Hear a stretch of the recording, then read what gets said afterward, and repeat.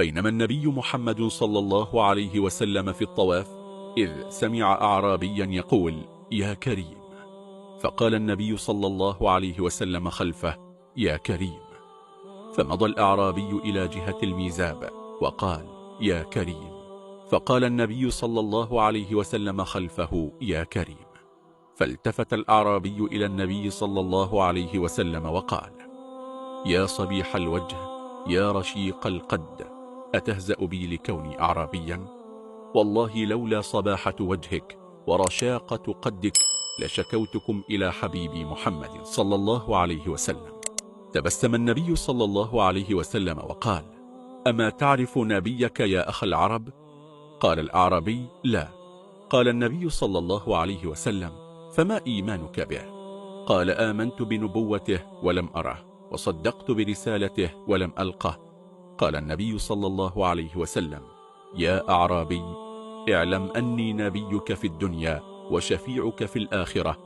فأقبل الأعرابي يقبل يد النبي صلى الله عليه وسلم، فقال النبي صلى الله عليه وسلم مهن يا أخ العرب، لا تفعل بي كما تفعل الأعاجم بملوكها، فإن الله سبحانه وتعالى بعثني لا متكبرا ولا متجبرا، بل بعثني بالحق بشيرا ونذيرا.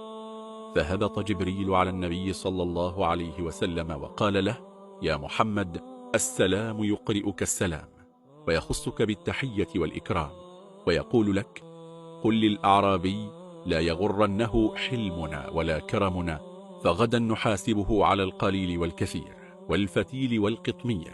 فقال الأعرابي أو يحاسبني ربي يا رسول الله؟ قال نعم يحاسبك إن شاء.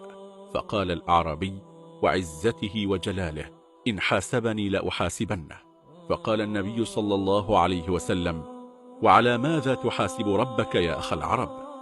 قال الأعرابي إن حاسبني ربي على ذنبي حاسبته على مغفرته، وإن حاسبني على معصيتي حاسبته على عفوه، وإن حاسبني على بخلي حاسبته على كرمه. فبكى النبي صلى الله عليه وسلم حتى ابتلت لحيته. فهبط جبريل عليه السلام على النبي صلى الله عليه وسلم وقال يا محمد السلام يقرئك السلام، ويقول لك يا محمد قلل من بكائك، فقد ألهيت حملة العرش عن تسبيحهم. قل لأخيك الأعرابي لا يحاسبنا ولا نحاسبه، فإنه رفيقك في الجنة.